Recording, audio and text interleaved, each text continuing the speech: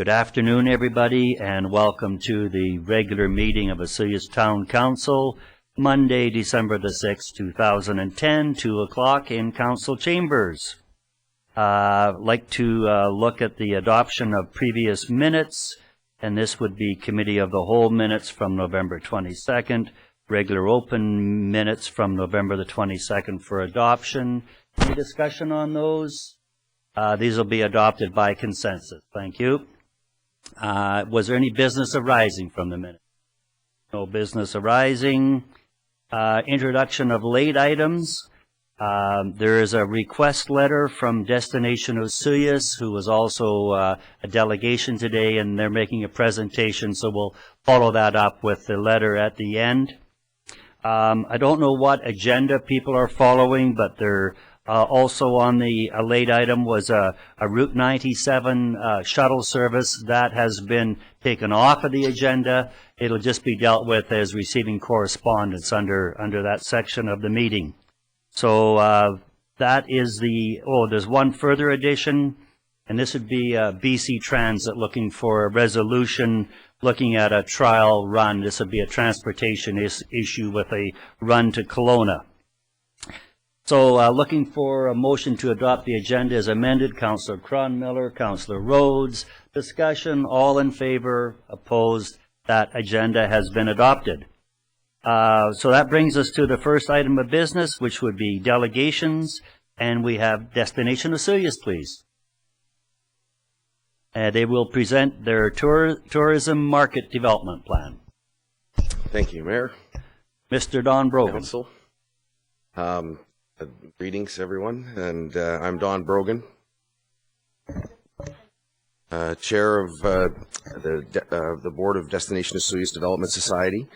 It is a pleasure and a privilege to present to you all, on behalf of the Board of Directors and the staff, the 2011 to 2013 Tourism Market Development Plan. The process has been intense and collaborative. Tourism leaders have gathered together, led by a professional facilitator, Jennifer Hulebeck, an industry and development specialist from the Thompson Okanagan Tourism Association. Began with a workshop, reviews, amendments, and now the final document. In January 2010, a new multi-party agreement between the town of Osoyoos, the regional district of Okanagan-Similkameen, and the Inkamip Resort Association was established to jointly contract Destination Osoyoos as the organization with responsibility for providing key tourism marketing services. With this new agreement in place, representatives of the three parties, together with Destination Osoyoos Board of Directors, participated in a tourism planning workshop on September of 2010. The workshop provided an opportunity to review the current status of the industry, the accomplishments of the previous 3 years, and to identify the strategic priorities for the coming 3 years. This document represents a synthesis of the workshop and outlines the market development activities to be undertaken by Destination Osoyoos for the period of 2011 to 2013. The vision and guiding principles that were established in 2008 for the tourism industry remain unchanged and are as follows. Our vision: to develop a sustainable year-round tourism industry and all-season resort community based on a strong partnership approach to the delivery of welcoming and unique, authentic, quality visitor experiences for existing and emerging markets. The guiding principles: the community will pursue sustainable tourism that provides for meaningful destination experiences while respecting the area's natural and cultural heritage. These experiences will be characterized by authenticity and quality. The development of tourism will improve the quality of life enjoyed by local residents and will enhance both economic health and aesthetics of the community. Tourism sector planning, development, management, and marketing will be based on a collaborative partnership approach at both the community and regional level, and will seek to be consumer-focused and responsive to visitor expectations. The development of tourism will focus on increasing visitor spend and overall yield rather than simply numbers to ensure sustainability, while at the same time maintaining a response to the needs of the traditional family visitor associated with our peak summer months. The tourism marketing and management functions of Destination Osoyoos will be driven by business perspective that treats tourism as a major integrated sector of the overall economy with clear objectives for growth that include generating social and economic benefits, heritage and cultural promotion and protection, and environmental management. And the town of Osoyoos, its business community and citizens will recognize the significance of tourism to the economy and will foster a positive environment for its development. My partner Joe Knight will Thank you, continue Mr. from Bogan. there. Thank you, Don. Good afternoon. It is a privilege and it is a pleasure to be here to speak with you today, to share the plan. I am Joe Knight, Executive Director of Destination Osoyoos Tourism Services. These strategic priorities remain in keeping with 4 broad goals that were set in 2008, namely, growing tourism revenue through external marketing, strengthening the visitor experience, maintaining a market-focused industry, and strengthening internal communications. Growing tourism revenue. Much has been achieved through the implementation of the 2008 to 2010 Osoyoos Tourism Marketing Development Plan. The community is now well positioned as a resort destination, and brand awareness has been established in the primary markets. The 2010 to 2013 plan will build on this work and will seek to maintain a degree of leverage that has been gained from working in a collaborative manner with local and regional partners and stakeholders. The key areas of action are, number 1, to continue to build awareness of the new trademarked brand, Osoyoos, Canada's Warmest Welcome, within the marketplace and champion our brand promise within our community. We individually and collectively are all ambassadors for this brand. Number 2, to continue to build destination awareness through working with travel trade and media and maintain the official Osoyoos Visitor Guide. Number 3, to work with the meeting group sector to position Osoyoos as a destination of choice for meetings, conventions, and weddings in the regional marketplace. Work with the key stakeholders to develop a market strategy for conference, meeting, and special event sector. Strengthening the visitor experience. Considerable investment has been made in the community in the past 5 years, and the type of product on offer has become more sophisticated and has given destination the opportunity to target new markets. In keeping with the overarching vision for the plan, efforts must continue to work together in partnership in the delivery of the welcoming and unique and authentic quality visitor experiences for existing and emerging markets. Destination Osoyoos has both a direct role and an advocating role to play in this area of destination management. The key areas of action are, number 1, to continue with the internal delivery of World Host customer service programs to the community stakeholders.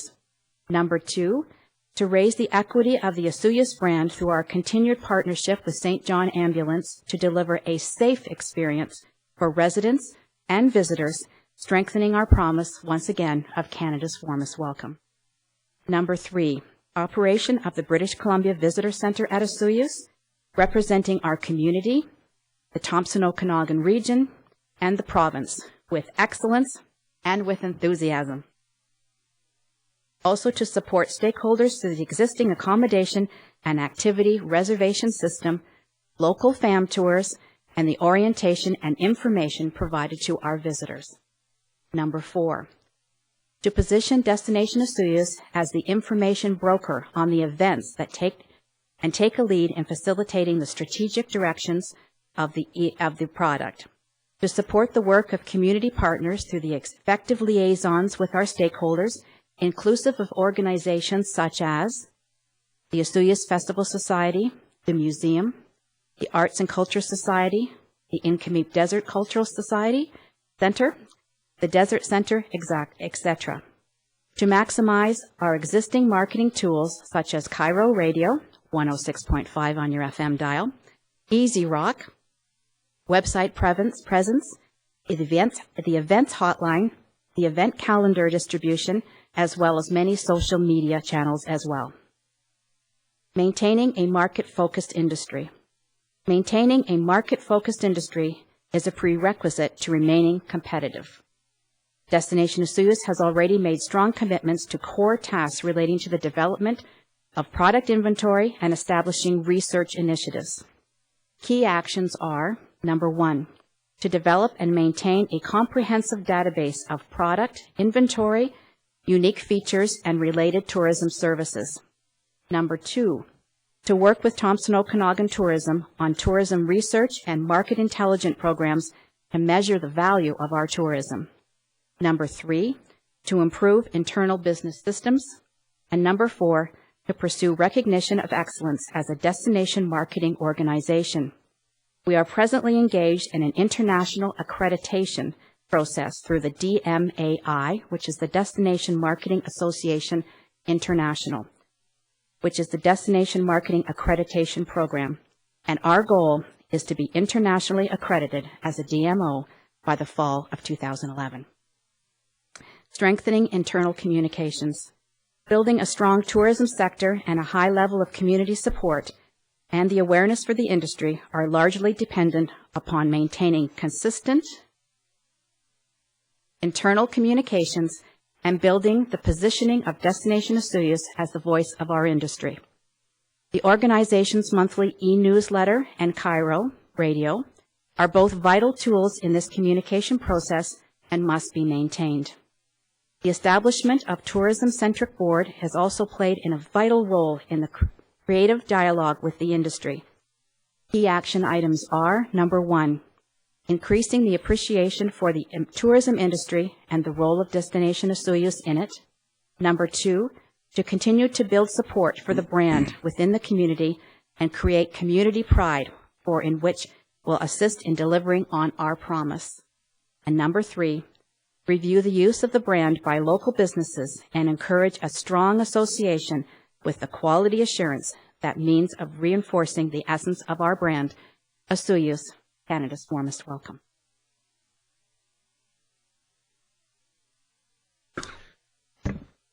Ultimately, the implementation of each of the areas of action and tactics is designed to develop sustainable year-round tourism industry, an all-season resort community based on strong partnership approach to the delivery of welcoming and unique, authentic quality visitor experiences for existing and emerging markets. The new partnership and underlying collaboration between Destination Osoyoos and all stakeholders is vital to making progress, and priority should be given to maintaining the health and dynamic nature of this collaboration throughout the coming 3 years. We thank you for the support, ideas, suggestions, and input in developing this tourism market development plan for 2011 to 2013. It is through collaboration and partnerships that we will thrive and live the promise of Canada's warmest welcome.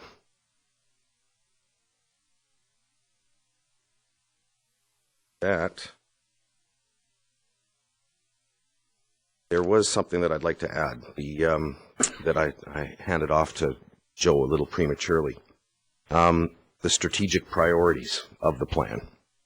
The planning workshop provided an opportunity of the 3 partners and the Destination Osoyoos Board of Directors with the input of the Tourism Advisory Committee to collectively agree on a top 5 strategic priorities for Destination Osoyoos for the period of 2011 to 2013.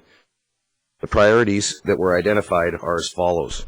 Number 1, working with the community stakeholders to strengthen events as key attractors through integrated event marketing and fostering of new or consolidated events in the shoulder seasons.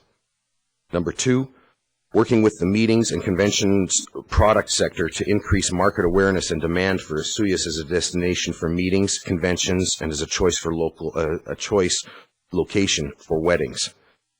Number 3, maintaining the operation of the BC Visitor Center at Osoyoos as a key element of Destination Osoyoos' overall mandate.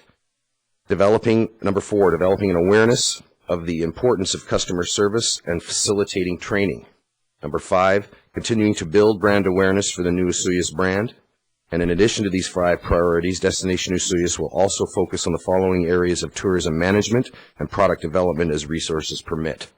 Number 6, the 6th would be continuing to improve internal communication with stakeholders, businesses, and residents. Number 7, continuing to build marketing, feedback, and control systems to ensure that the activities of Destination Osoyoos are market-focused and that there is a return on investment. Number 8, advocating on behalf of the tourism industry with particular emphasis on the cultural heritage sector and its need for a sector strategy. And finally, improving internal business systems to increase the efficiencies of the organization and the effectiveness of utilizing scarce resources. That concludes the presentation. Thank you very much, Mr. Brogan, for that presentation. I think that's you're certainly on the right track. It's always great to see organizations that have a plan looking out to the future. That 2011 to 2013, this should stand you in very good stead. I don't doubt that you'll get your destination marketing accreditation. That looks good. I see your chair, Chris Bauer. Are you still chairing that? No, you're just on the board. So I see Chris here, and Don, you're chairing this. That's right. So, and with your current board that you have there, I just see a lot of energy and really a lot of focus and a lot of drive. And I know Council just wishes you all the success, and we receive this plan that you have with a lot of enthusiasm. So I'll just ask if they have any comments. Councillor Rhodes, please. Thank you, Mr. Mayor. Just one quick comment. Thank you very much for working so hard for our community. I think that some of the planning sessions that I've been involved in and that kind of thing are taking your organization and our town down the right path. And once again, thank you very much for all the hard work you put into it. Councillor Chadsey. Thank you. I was going to make a similar comment. Just for the public, in case they can't remember or didn't know, the 3 partners that Destination Osoyoos was referring to was the Regional District Okanagan Similkameen, the Osoyoos Indian Band, and the town of Osoyoos. And we've partnered together to provide Destination Osoyoos with the funding they need to market the area of Osoyoos. And reference was made to the workshop that was held in September. And I just want to, again, thank everyone that attended that workshop. You know, we have business owners in town who, they never cease to amaze me. They attend these workshops and they involve themselves in it. They take time from their jobs and they provide us and Destination Osoyoos with the information they need to give us an excellent marketing program. And so I know that Joe Knight was really quite excited at the end of the workshop. She could hardly wait to get back to the office. Yeah, and she still is. And so great job here, and we wish everyone the best. Thanks. Thanks, Councillor Chadsey. Councillor Ryan, please. Yes, thank you, Mr. Mayor.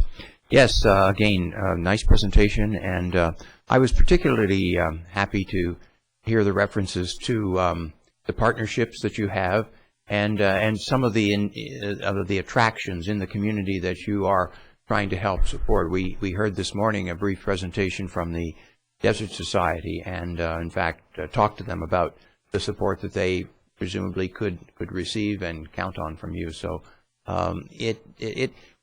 what I think came through, and what we're finding more and more in as we pursue our agenda of making our community a sustainable one, is that we do need to have all this network of relationships between all the parts of it, so that there is mutual support. And so I was happy to see that sort of laced throughout your presentation. Thank you.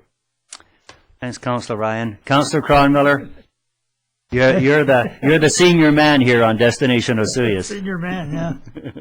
Well, I really did appreciate the report, and it's exciting to me to see our town be situated as it is, with the staff at Destination Osoyoos and the work of the board to set out a plan like this to move ahead in the tourism sector. Where, you know, I was just at a tourism conference, and I could feel real pride in in where we were and how we're situated in the South Okanagan. We're a first-rate organization when it comes to tourism and being a resort community, and Destination Osoyoos puts us. So I'm really pleased to work with Destination Osoyoos as they move ahead with this plan, and I look forward to seeing some of the results. Thanks, Councillor Cronmiller. And I'm going to bring that letter forward that was a late item addition while the Destination Osoyoos folks are here. And basically it deals with the Ministry of Tourism, Trade and Investment. And through Tourism BC, they are looking at putting the British Columbia Visitor Center. The operation of that is undergoing a request for proposal process, which basically means they're looking at the operation of the visitor center and putting that out province-wide, and people may apply for it. So it's not just Destination Osoyoos. It could be Joe and Harry from Fort something or rather that are applying for that. So they will be, it's a good process because it's going to allow them to really review what's going on in the operation of their visitor centers around BC. And basically the letter states that asking for a letter of support for the operations of the British Columbia Visitor Center at Osoyoos is up for bid as the existing contract terminates on March the 31st. A request for proposal has been issued by Ministry of Tourism, Trade and Investment. Destination Osoyoos is enthusiastically preparing our proposal, and letters of support are required. The 2001-2013 Tourism Plan clearly states the desire for Destination Osoyoos to operate the BCVC, which is echoed by the partners' agreement.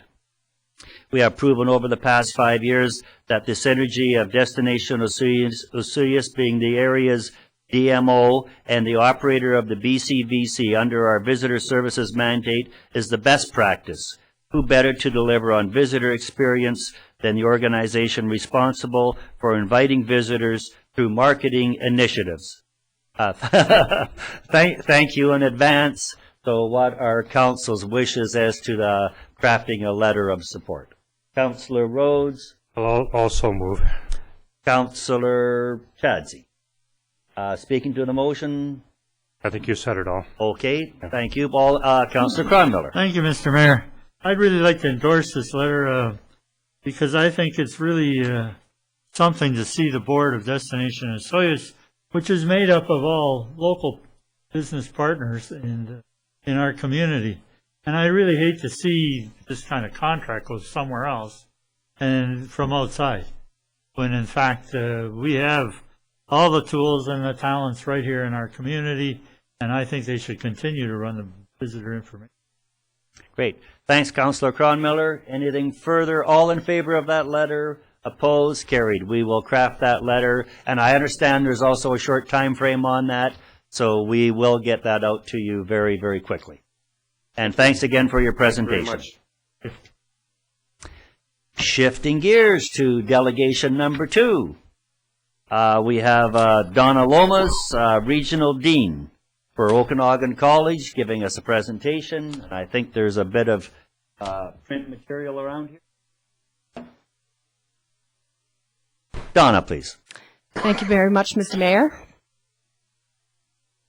I bring greetings from Okanagan College, President Jim Hamilton, and also an apology from our Director of Public Affairs, Alan Coyle, who was unfortunately not able to be here today. However, I do have Jake Mason with me today from Public Affairs, who will be assisting me with a short fly-through, actually. So I'm here today to talk about my favorite project, and also at this particular point, a little bit of my Keeping Awake at Night project, which is our Center of Excellence, which we are building in Penticton, on the Penticton campus. It is a $28 million facility, 70,000 square feet, that is designed to bring additional teaching space to the South Okanagan and in particular to bring some much needed trade space so that we'll be able to offer our programs in an environment that is on campus. As it stands right now, we're actually renting facilities throughout the South Okanagan Similkameen. We have a welding class in Princeton right now, and we have programs in 3 locations in Penticton. Mm-hmm. And we also, of course, offer our programming in Oliver as well as in Summerland. What we wanted to talk about today was to talk a little bit about how post-secondary education is going to be part of the solution of the growing silver tsunami, as it's being referred to. We know that with the changing demographics in Canada right now, we do know that we are looking at a substantial retirement across the board in all of our different areas of economic activity. We also know that 75 to 80% of the jobs of the future are in fact going to require some kind of post-secondary education, whether that's a diploma or a degree, varying, of course, with the type of job. In this particular region, in the Okanagan generally, we have a transition rate from high school to post-secondary education, which is actually below the provincial average. So one of the challenges that Okanagan College is trying to be aggressive about is attracting more and more high school students into post-secondary education so that, in fact, we can start to address some of the shortages that are, in fact, coming. We talk about access to education in terms of programming that crosses the gamut. So the kinds of programs that we'll be offering, for example, in the Penticton campus, range from trades programs, and we're currently offering some brand new ones. Geothermal is being piloted by Okanagan College for the province.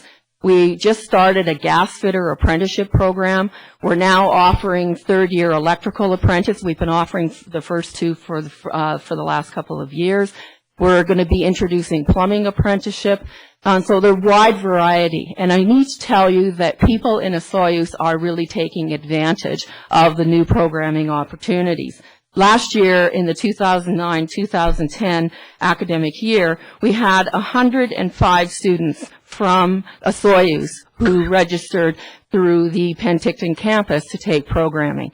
This year, we're looking at, so far, 33 students, which was at the end of October, and we know we have a number coming because we're looking at the class list. A number of students from Osoyoos are taking advantage of some of those new apprentices that are coming up starting in January and February. So there is, in fact, a great advantage to students who are living here in Osoyoos to being able to participate in the project and have some benefit. When the Center for Excellence is fully rolled out, which will take place over a couple of years as we introduce first-year programs and then the second year and then the third year, when those programs fully roll out, we expect the campus to be 1,500 FTE, which translates into over 3,000 heads. And close to 50% of those heads are currently coming from the regional district. So, in fact, part of our proposal for building our Center of Excellence has been to approach the regional district, and we have made a request of $600,000 to help support the completion of the Center of Excellence, and we made that request to the regional district a few weeks ago. Unfortunately, Mr. Mayor, I think you were away from that meeting at that time. Right, but I had an alternate there. That's correct. Yeah, you did. So we did make that presentation a few weeks ago. You may ask, well, what's in it for Osoyoos, or why should we participate in this? Well, I'd like to get you to think about the next time that council considers roads or sewers or some of the very basic necessities that we all depend on and are very important. I want you to think about all the engineers, the technicians, the technologists, and all of the tradespeople that go into helping to produce those roads and sewers. They were produced by your community colleges here in British Columbia, of which Okanagan College is one of the largest. I think it's important to remember that as we look at all the different facets of the things that we do, that a lot of that training is coming from that very core. We know that when you train people in the region in which they live, they are inclined to stay in that region. And it's very critical for the South Okanagan Similkameen that we keep our young people here. To do that, we have to provide those training opportunities, and we have to be able to attract them to jobs and positions that are here. And certainly our Center of Excellence is one of those kinds of attractions. In case you're unaware, the center has already attracted international recognition. We received an award in Seoul for the design. We've also done a presentation in Denver where we received accolades from the American Facility Director of Facilities Association. We're presenting one of 3 projects from Canada at a conference in Helsinki next year as representing a project that is based on sustainability. Our facility is designed to be net zero energy, net zero water, and will exceed the standards of LEED Platinum. And so we're very proud of our facility, and actually, as we watch it unfold, it is basically 3.5 months away from completion. So we're getting very, very excited. They're putting all the glass in the south end. So I'll get Jake to set up what we have, which is just a very brief video, which will give you a bit of a taste of what the Center of Excellence is all about.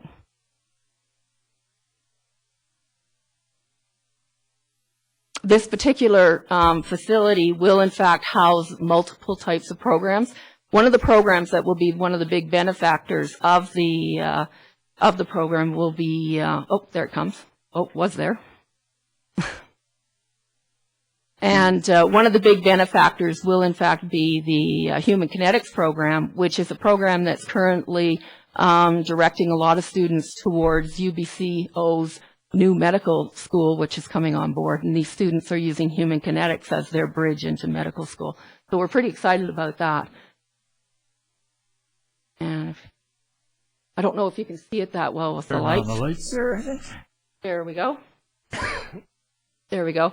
So this gives you, that's the south end of the building, and gives you a bit of an idea of the space. You can see the 2 gray buildings. That's the existing space. We're actually close to tripling the space on the campus. What you see on the roof there are all the solar panels. We will have the largest array of solar panels outside of a utility in Canada to run this facility. This facility is also designed to be a student pedestrian walk campus. It is not meant to be a car campus, so you don't see any large parking lots in the middle of the campus anymore. That's all been stripped away. The building, all of the materials are designed to meet Living Building Challenge conditions, which means no PVs, no traditional plastics or anything like that. The building is built primarily of British Columbia wood, all sourced in BC. We're very proud of the fact that a lot of the people working on the project are in fact from the South Okanagan Similkameen. If you talk to the tradesmen, they'll tell you that they'll never work on a project the same way again. The recycling rate on this project has been as high as 96%. I was told this morning we're hovering around 93%, which is a phenomenal record. That's a traditional shop that we're going to have. A lot of natural daylight. As you can see, lots of student spaces. Again, a lot of light in this particular building. That would be a typical classroom. Classrooms will be holding approximately 30 students. The facility has a full-size gymnasium as well as a fitness center, both of which are tied in with our Human Kinetics program. So that just gives you a little bit of a flavor of what it is that we're very proud of, and I hope to invite you all to our opening ceremonies, which should be sometime in the next 6 months. Great. Great. Thanks you very much, Mr. Mayor. Thanks a lot, Donna. I'm sure there probably will be some questions, but I guess we would really look forward in Osoyoos to hosting one of your smaller class setups and having a presence of the college here in town.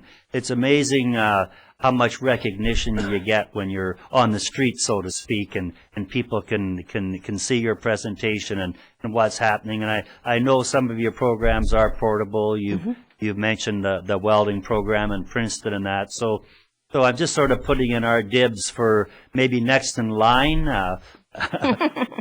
Thank you very much. And council, any comments from council? Councillor Ryan. Yes, please. thank you very much.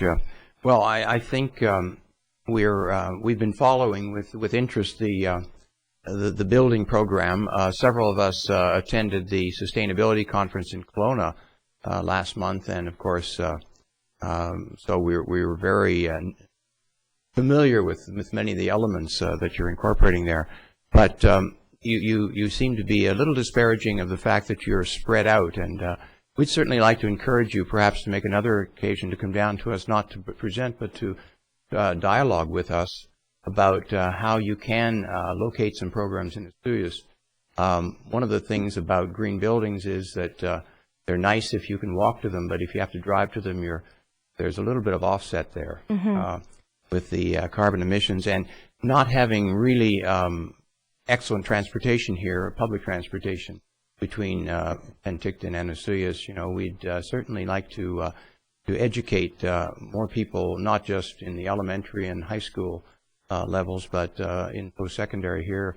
And I remember I was at your representing the mayor and council at the sod turning, which wasn't so long ago. I think about a year ago, wasn't it? Because I know it was a bitterly cold day. And it was in November. We were all huddling together, and I talked about it at that time. The fact that being in the wine area, and there seems to be a lot of culinary interest in this area, as well as the need for trades and so on. So I think council would appreciate an opportunity to sit in the room here with you and dialogue about the future and how we might cooperate.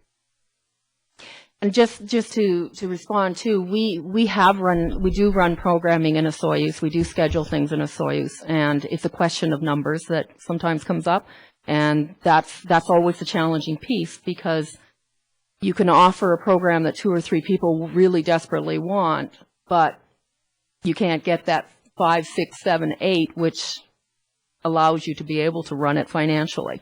And so that becomes part of the challenge. And in regards to public transportation, the growth of the campus, because the campus is actually, the Penticton campus has gone from 417 FTEs in 2005 to 816 FTEs. Now, FTE is a full-time equivalent, which could be 2 or 3 people making up that. Last year, our actual head count on campus was 2,500. When you start putting in numbers, like 105 people coming from Osoyoos, BC Transit does listen. And we have been in consultation with them, and they want more information and are pleased to hear about the expansion of the campus, because that makes it more doable for them as well. And so when you combine, a growing expansion there, combined with a growing expansion hospital, combined with other economic activities, the prospect of being able to create that public transportation becomes that much better, and becomes an opportunity for the whole valley going both directions. And so I think that, you make a really valid point. People don't want to be driving all the time. And if I may add to that end of transportation, when you look at UBC Okanagan, it was the students that drove the transit issue over into West Kelowna, and that it was getting students to UBCO that was a big part of the driving force. Absolutely. And if you look in Vancouver, for example, what drives a lot of the transit decisions in Vancouver is SFU, and in particular UBC. I mean, big numbers. They're steady numbers. They're 9 to 5, and they're 5 days a week. Council, anything further? Well, thanks, Ms. Lomas, for Thank coming you very out. much. I appreciate it's always good to have you down here making presentations. It keeps us current, so thanks a lot. Thank you very much for your time. Bye-bye. Okay, I'll just having a bit of a taking down of equipment here. I just want to back up while we are on delegations, and I want to go back to the Destination Osoyoos presentation. I thought it was just the presentation, but it looks like we also need a motion to accept the plan and move forward with the 3 signatories on the agreement itself. So, Council, I'm looking for that resolution to Councillor Cronmiller, Councillor Rhodes. I don't believe there's any further discussion on that. All in favor? Opposed? Carried. So we will be entering into agreement with us being one of the 3 funding partners. And again, as Councillor Chadsey had stated, rather unique to have a regional district and the Osoyoos Indian Band and in the town of Osoyoos all with this funding agreement, and it's all done by percentage, and I believe it's actually based on beds or something close to that, beds, rooms, something close along that line. So there is a relative fairness to it all, and we're certainly happy to have this signed off for another period of time. There's no water matters. Under correspondence, there's the item that we took off, a late item, and going to deal with it as correspondence. Looking for a motion to receive the Route 97 shuttle service. Councillor Chadsey, Councillor Cronmiller, any discussion? All in favor to receive? Opposed? Carried. I believe that we'll be coming back with more information. We'll deal with it in the future.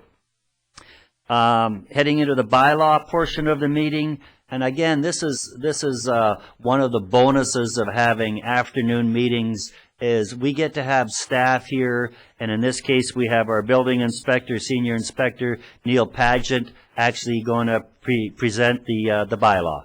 Thanks, Mr. Pageant. Yeah, good afternoon, everybody, Mayor and Council.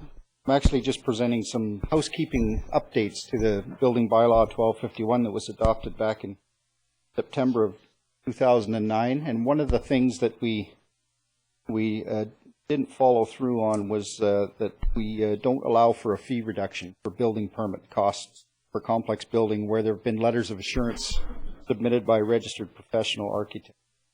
The Local Government Act specifically states that where a municipality is relying on letters of assurance from registered professionals that the construction of a building or buildings complies with the BC Building Code, that they are permitted a fee reduction at building cost analysis. That was recommended at the time of adoption of the bylaw, but we didn't follow through. And apparently, according to the Local Government Act, we need to follow through on that. And to back that up, I've recently attended a legal code of ethics course in Nelson that was very enlightening about some of these issues coming to light, and the fact that they've actually gone to court and been defended simply because of following those guidelines set down. Definitely worthwhile for us.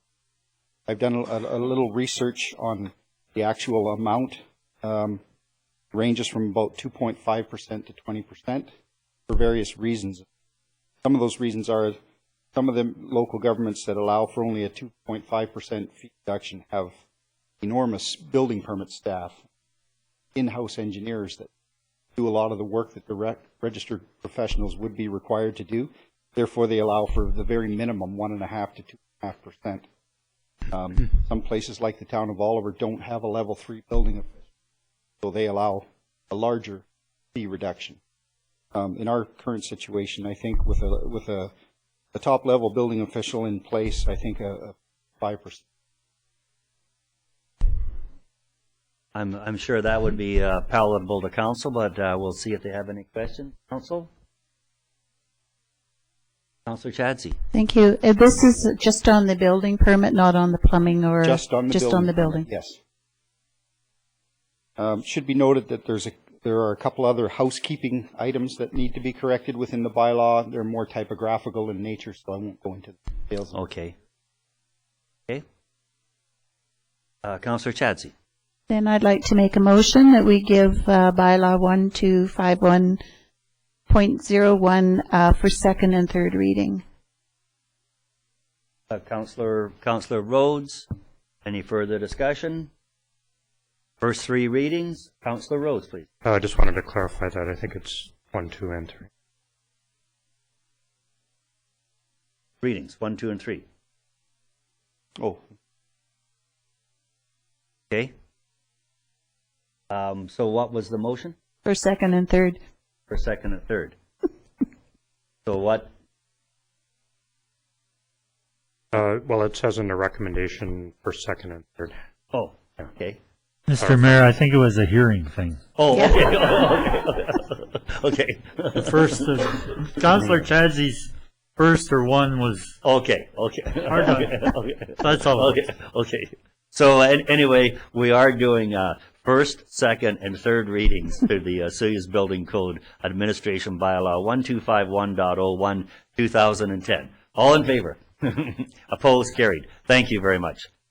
Again, Mr. Paget, next item on the agenda, which would be the Building Inspection Policy number 3.10.1.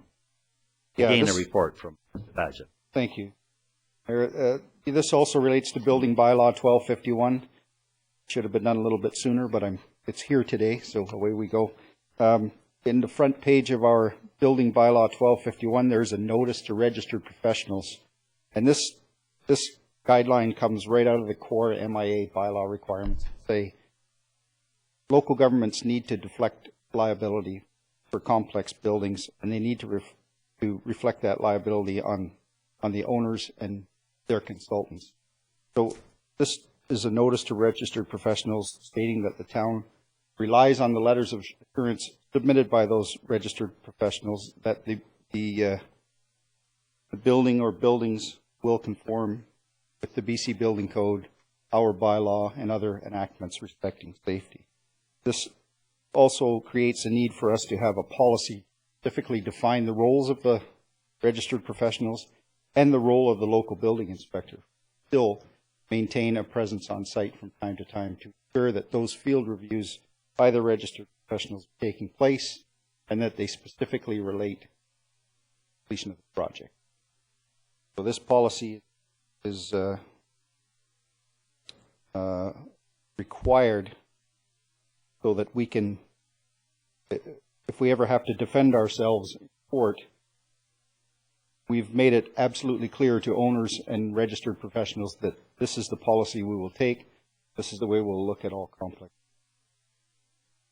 Okay. Councillor Chadsey. Thank you.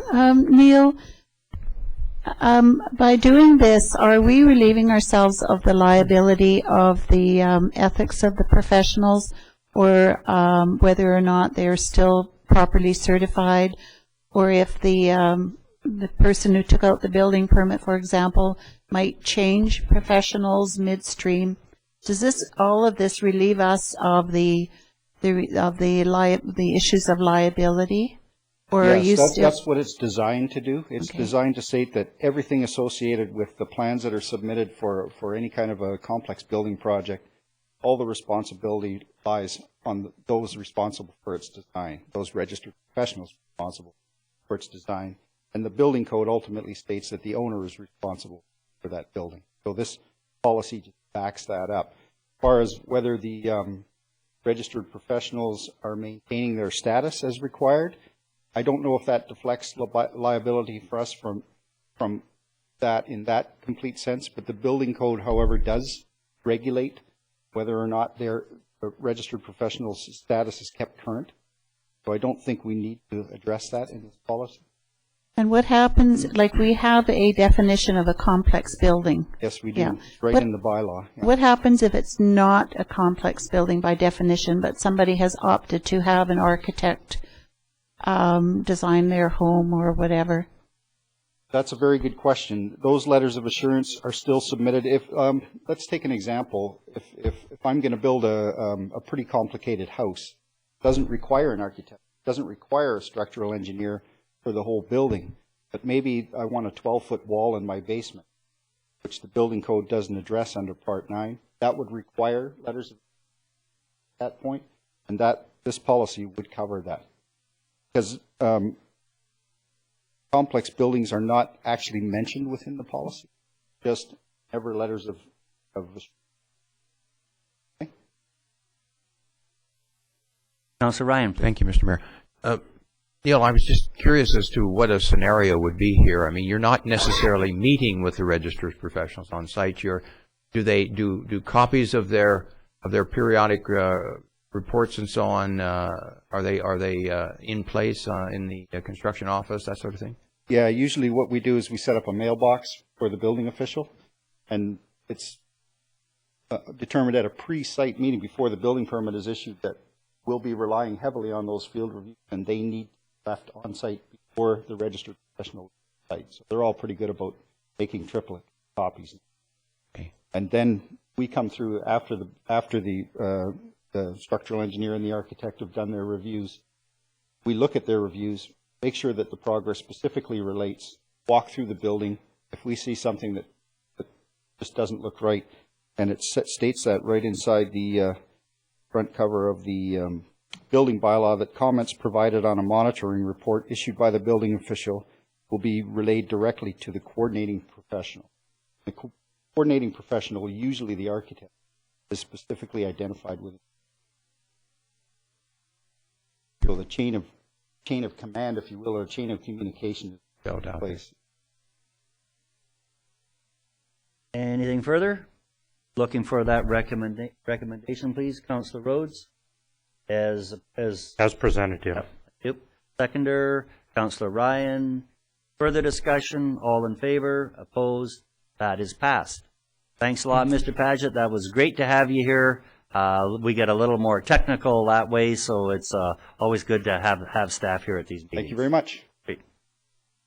Next item of business, business number 2, under the CSAT, report from Jim Newman, our Economic Development Manager. Mr. Newman, please. Good afternoon, Mr. Mayor and Council. We have in front of us the report, and basically what we need this afternoon is a motion of support for the appointment of the list of names in front of you on that report. Do you have the list? Because I think I'd like the names read, please. Sure. The list of names, we have Holly Plant, a resident from town of Osoyoos; Janice St. Louis, a resident from the town of Osoyoos; Len McLean, resident; Ken Berbholt, Osoyoos Museum; Chris Shuren, South Okanagan Chamber of Commerce; Mark Watt, Interior Health; Joe Knight, Destination Osoyoos; Don Brogan, Destination Osoyoos. We have 2 representatives from the Osoyoos Secondary School Global Awareness Club, and we have 1 representative from the Town of Osoyoos Recreation Board. We have myself. We have Elaine Cunningham, Town of Osoyoos Planning and Development. We have Mark Chadsky, Councillor, and C.J. Rhodes, Councillor. Great. Thank you very much. So I'll be looking for a resolution to appoint those folks. Councillor Cronmiller, Councillor Ryan. Any discussion on those appointments? Hearing none. All in favor? Opposed? Congratulations, folks. You've got some good work. It should be a very interesting time. Sustainability just getting to be a bigger question all the time with our communities, and greenhouse gases and global warming and the environment and issues like that. So I think you've got a fairly large task in front of everybody there. And again, congratulations and good luck in your future endeavors. Any other comments from council? Councillor Ryan? Well, it's a wonderful thing, and I'm going to speak a little bit about sustainability and resilience in my comments. But anyway, it's a good group, and we know that they'll help to formulate our plan very carefully and very practically. Thank you very much, Mr. Newman. Maybe just to add to that, this Community Sustainability Action Team, they will be in place for approximately 6 months, starting in January. That should be a busy 6 months. It will be. Councillor Chadsey. Thank you, Mr. Mayor. Do we have sufficient people on this? I understood that there was a requirement or kind of a number out there. The number ranges from between 12 to 15, and so we've got sufficient numbers. Okay. So if people, after seeing this on television or the webcasting, if they express an interest, we should tell them come in, or too late? I think at this point in time, we have the committee in place, Okay. but there will be opportunities for individual residents, organizations to participate in open houses that we're going to have, and so to bring their issues, their comments forward at that time. Okay, so everyone phone Jim Newman, town office. Thank you for that. Okay, thank you. And while you're holding down the podium, Mr. Newman, I believe the next business item is also yours. Support for an Oliver Airport grant application. Yes, on November 25th, myself and Councillor Chatsey and Councillor Crom Miller had the opportunity to attend the Oliver Airport stakeholders planning meeting, and it was an excellent meeting, and it talked about the future sustainability of that airport and some regional initiatives, and at the end of it, they were looking at putting in place a consultant to move the strategic plan forward, and we received a request from the chairman of the Oliver Airport Committee, Graham Jenkinson, to support a letter to the Real Estate Foundation of BC for a grant for moving that forward. Great. So the recommendation is to send a letter of support. Yes. I'm just looking at the overview there, and council. Is there any input from council on this item? The Councillor Chadsey, please, or Councillor Rhodes. I'm just looking at the overview, and if by supporting this initiative, it has some implication. Councillor Chadsey. Well, I did attend the meeting, and it was very exciting. The town of Oliver is wanting to expand their airport services to make it a viable business project, and just take it one step more into the future.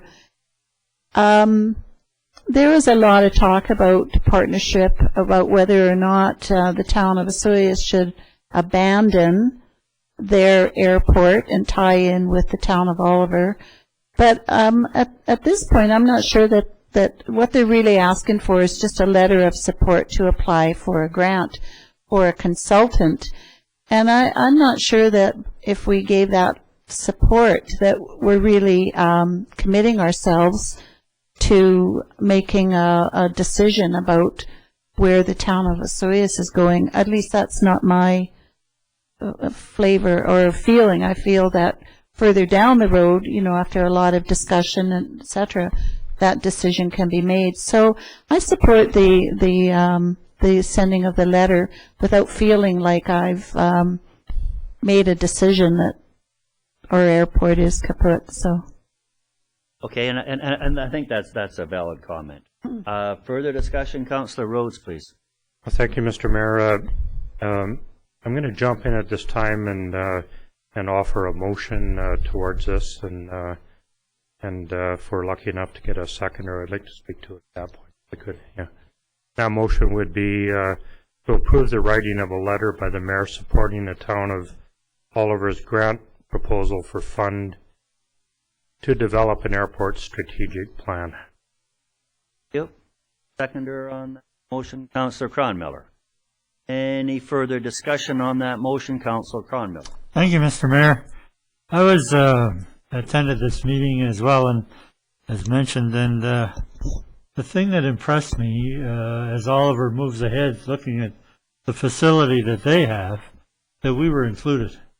That we had a chair at the table and an opportunity to comment and participate.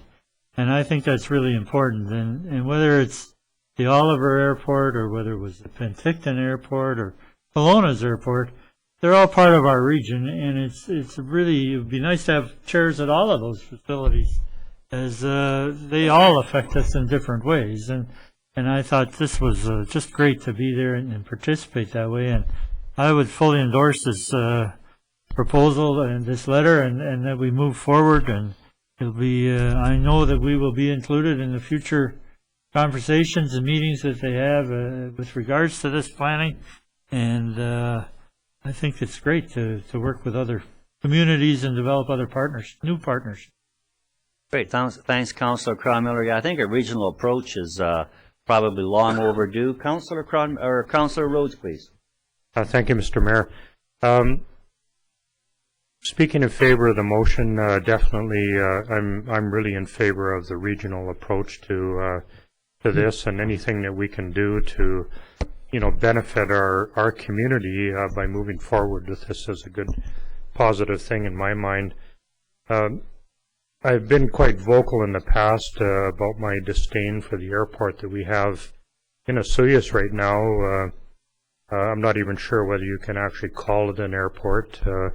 There's not many aircraft that can actually land there, and I know I alluded earlier this morning that if you were passing over our airport and had a flight emergency and you had to crash, if you had the possibility of making it to the Oliver Airport, you would probably choose that over our own. Our airport, as such, is underused. I question whether it's even used at all. And perhaps supporting this initiative in the region is the right direction for us to go, and look at other alternatives for the site that we have in Osoyoos, and hopefully we can work with the community and move in that direction as well, hopefully simultaneously. Thanks, Councillor Rhodes. Councillor Ryan, please. Thank you, Mr. Mayor. Yes, I would support our letter of support being written from the town. I'm looking at the draft of their application, and it describes the involvement of the town of Osoyoos and says that we're involved in all the steps of the strategic plan as a stakeholder and reviewer, since the resulting regional airport will also serve the needs of Osoyoos, especially related to tourism. And I think that's all true, but I think it also defines it and narrows it down to something that is very important. And I don't think that this, at this point at least, is going to negatively affect our airstrip or what its future might be. So I feel comfortable that we can definitely support this as something that will benefit us and isn't going to harm us, at least not in the immediate future. And I think putting the final comment on this, when we look at the overview, and there's a statement here: if we support this initiative, we are considering a change in scope for the Osoyoos Airport lands. And I think people should realize that probably is coming. There will be dialogue. If this goes ahead and we support this Oliver initiative, which already has hangars and it actually has a terminal building and lights and quite a few facilities way ahead of us. But if we do approach that and it's all looking positive, there certainly should be community dialogue on the landing strip that we have here and what its future is, or what it should be, or what it could be even. So this is going to kick off a dialogue and a process that'll take us into the future also. Any further dialogue? All in favor of that? Opposed? Carried. Okay, thanks, Mr. Newman. Again, great to have staff here and people hearing it from the front line. Under business number 4, bus replacement. This is some gas tax funding. This has been around before. We've had a couple of different meetings on possibilities here. We have Mr. Gerald Davies, Director of Recreation and Leisure. Mr. Davis. Thank you, Mr. Mayor. Afternoon, Mr. Mayor, Council. Before you is information regarding a hybrid bus replacement, along with some other options for propane fuel systems that would have lower greenhouse gas emissions than a traditional gas system. All of these options have financial impacts, with the hybrid option costing up to $50,000 more. We have been approved for $75,000, which is our budget to replace our bus with a modern low-emission bus as part of the gas tax funding grant. The overall budget, as I said before, is at $75,000, and anything else that we deviate from that, we'll have to come up with extra. The options that we're looking at here, or that are presented, is to proceed with the original grant application and tender out the gas-powered bus as originally planned.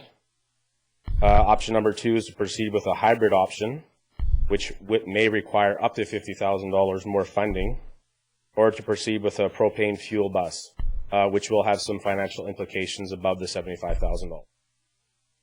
Okay. Councillor Rhodes, please.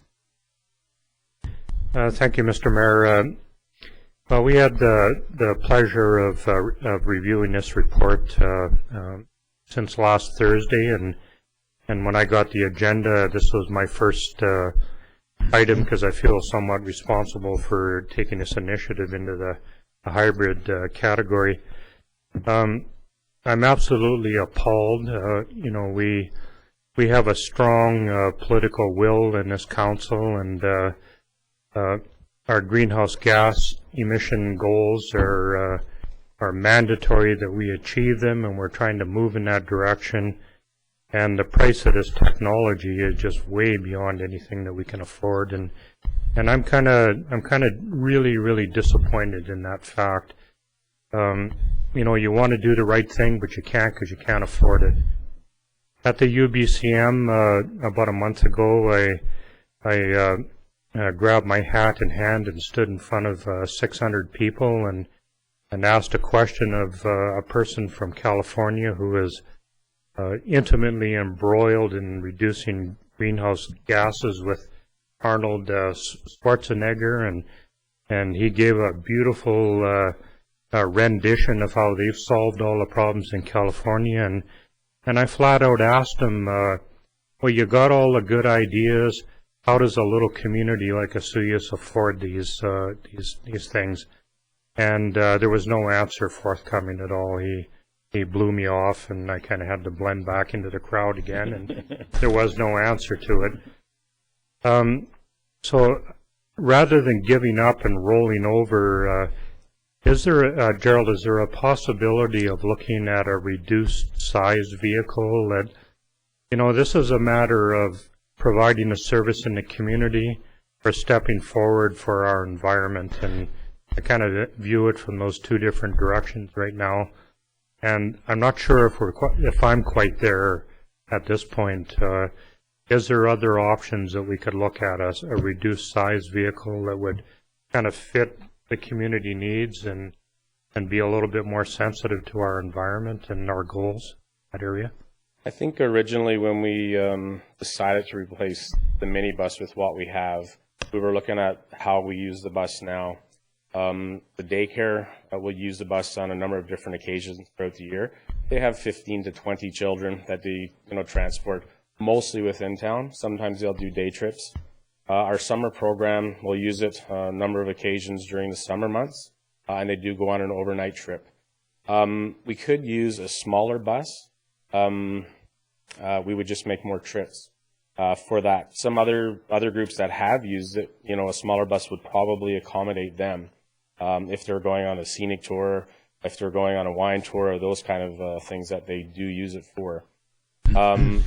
Originally, we wanted to go with a bus instead of some other form just because of the safety factors. If we looked at other types of transportation, it wouldn't fit our need as such in terms of safety for children especially. There is an option of getting a smaller type bus, but I think when we discussed this, was something a bus is still be recommended. So is that a no? I would say we can still, if we went with a bus, you can get a smaller size bus. The cost of a smaller size bus probably wouldn't vary that much from the original. Councillor Ryan, Councillor Chadsey. Yes, thank you, Mr. Mayor. Number of questions. I guess the first one is you've used the for the one you originally wanted to buy at $75,000. You said it was a lower admission and because it was newer and so on. Do you have any way, like there's a fuel economy emissions test results here for the hybrid, is it, or the, yeah. And I'm just wondering, using something like that as a baseline, I mean, how efficient and how low are the emissions from the one that you had originally proposed, the gasoline one? To be honest, I have no idea. That's what we had applied for through the gas tax funding, and they told me that would be applicable for the grant funding because it's newer. It's newer and obviously more efficient. Yeah. And another key question is what is the expiry date on our grant that we have to use it by or have some kind of commitment by? Well, because we've actually applied for 2 different projects, and with time going by rather quickly, we originally had it at December 31st. I've asked for an extension, so I've asked for a 6 months extension to June 31st. If we receive that, we can do some more work with this and make sure what we do get is applicable and meets all of our needs, environmentally, community-wise, etc. Yeah, so, and we don't know yet if we have that, but I've verbally been told that we have it. We have nothing in writing at this point. Okay, so there's a positive indication. I have some more questions, but I think I'll relinquish the floor if you come back to me. Okay, thank you. Councillor Chadsey? Thank you, Mr. Mayor. Gerald, I support what Councillor Rhodes is saying, but this hybrid already has been reduced from a 16-seater to a 12-seater with an additional cost of around $45,000 to $50,000. The other thing I want just to say for the people who are watching this, we'll never recover the savings that we make. The bus isn't used that much, and the savings are over such a long period of time. Is that correct? That's correct. And we're replacing this bus with a bus from the 1970s? 1978. So can we make ourselves feel better that if we purchase a gas bus, a 2011 gas bus, that we're already ahead of the game? I think so. And also as part of another option, when I asked about the hybrid system, the other option that was brought forward was to add propane after the fact, which is under the salesperson's advice, second lowest emissions, which is still pretty good, but it is just exactly that. So we've asked for information that they provide. Okay, thank you. Councillor Ryan, how about Councillor Cronmiller? Sure. If there's anybody I would defer to, it's Councillor Cronmiller. Well, thank you, Councillor Ryan. I kind of look at all this and think, wow, I would love to see something better, and hybrids or these things, and certainly, and we talk about sustainability and leadership, would really be nice to be able to do that, but the costs are prohibitive, and the results to me are prohibitive. I would suggest that, to my way of thinking, it's a 16-passenger bus with wheelchair access, which is really important, that we have that kind of room in the bus, and so it's a little bigger to provide that kind of facility. And if it's gas fuel, then a modern-day bus certainly is going to be much more efficient than a 1975 bus. And when you look at the savings or the value and all of that in there, the carbon offsets that we talk about, and the price of those, I would think that what this bus is going to provide in emissions is going to be minimal in the big picture. And I would suggest that we proceed with the gas bus and the purchase of the gas bus as presented in option 3, and I'll move that. Oh, okay. Is there a seconder? Councillor Chadsey. I'll speak to that motion, if I may. I think that's probably makes a lot of sense. As we're going into budget and people are paying a lot more attention to dollars these days. That $50,000, that is a lot of money. We did get our Prius for our building inspector. We did get our hybrid pickup truck for our fire chief. And maybe when we get into these bigger vehicles, they just don't have the the economic technology that we're looking for. You know, there obviously would appear that they're stretching their envelope to get hybrid vehicles at that size because, you know, with all the added weight and everything on there, at $50,000, that is just a huge amount of money in our budget. So, and I know that we're all concerned about that. Anyway, Councillor Ryan. Yes, I'll give thank you the closing remark. Well, I don't know if it'll be closing, but thank you. So I was actually going to pursue a little bit, and perhaps I'll do it in the context of speaking about the motion. I'm not sure how I would vote on this motion, but I'd like to see if you could give me a comparison, Harold, about the propane vehicle. Several aspects of it. Well, number one, approximately what difference in cost would there be versus the gas model, and then the availability of propane. Is it readily available in our community? Is it you know, is it going to be a problem if we were to go in that direction? Those are some of the questions that I'd like to weigh versus the other, versus the gasoline, because it does seem to have some additional benefits of reducing emissions. Can you help with that?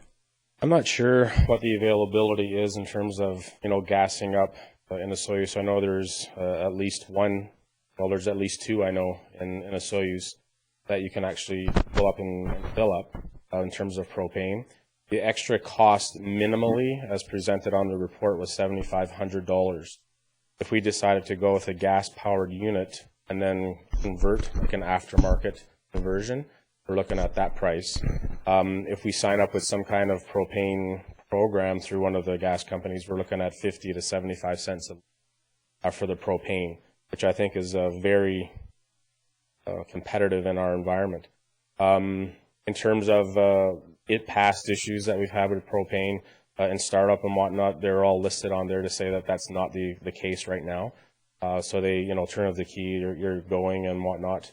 And the bottom line, if we're looking, you know, to sustain our environment, it's better than gas in terms of emissions.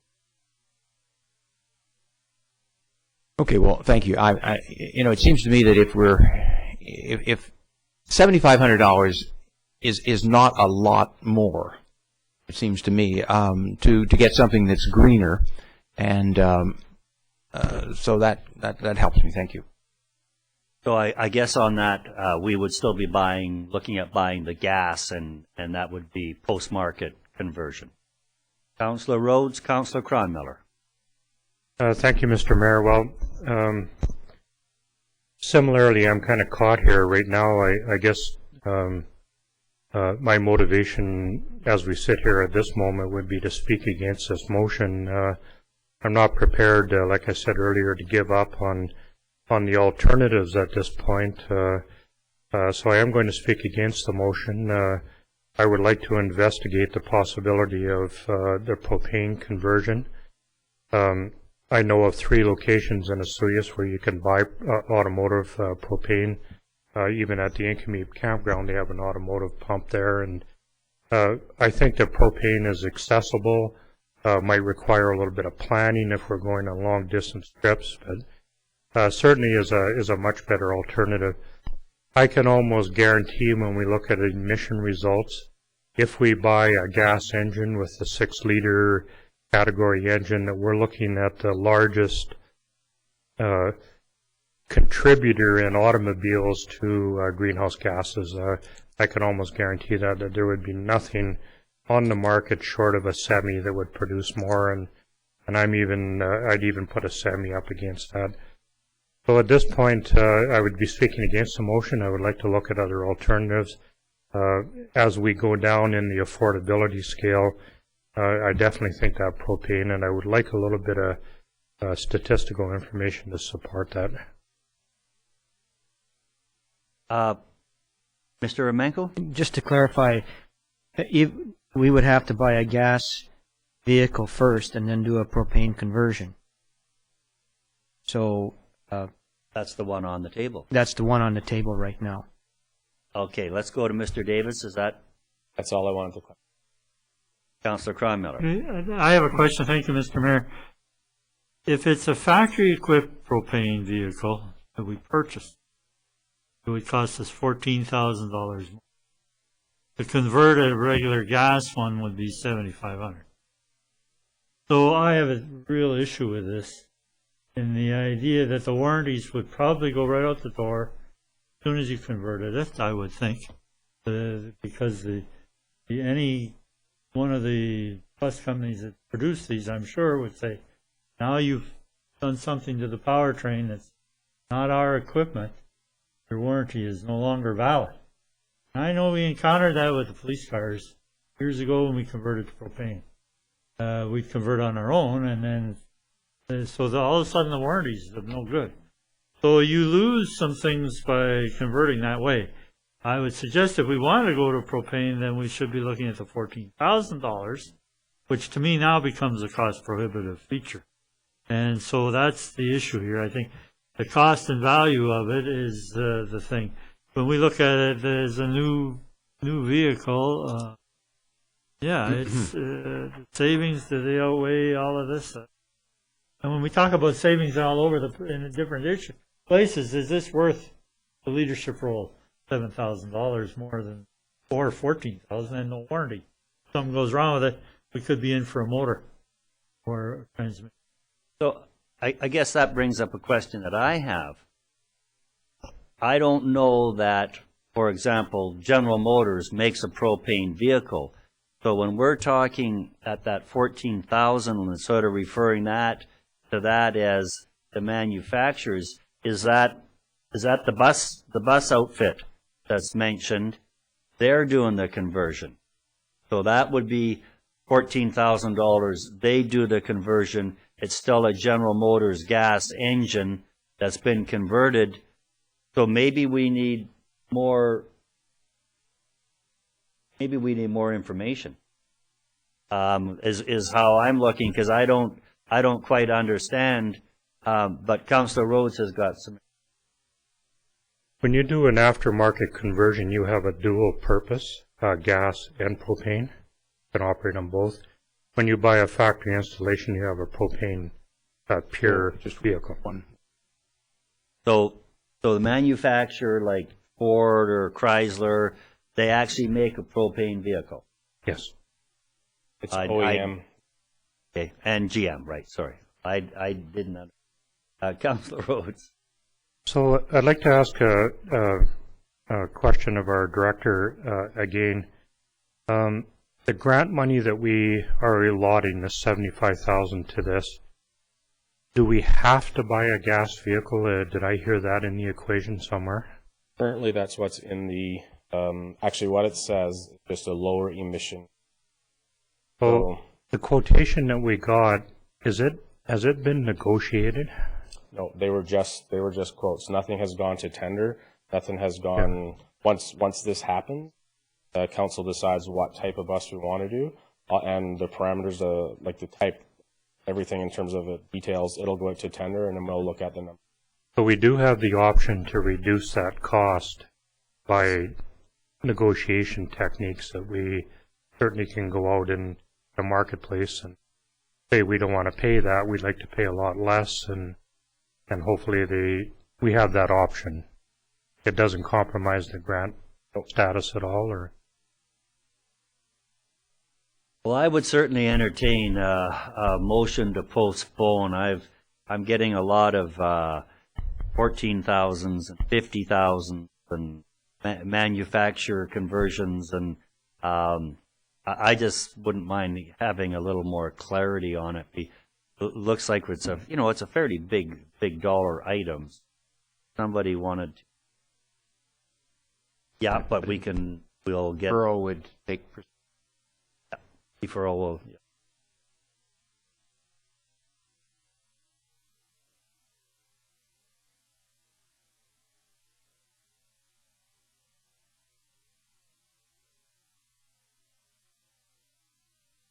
At the next. We can postpone. Motion to postpone. Or only table. I think we can put a motion to postpone. Specifically asked table. Oh, table is to the next meeting. Just next meeting. Because it's you can't, there's no debate on it.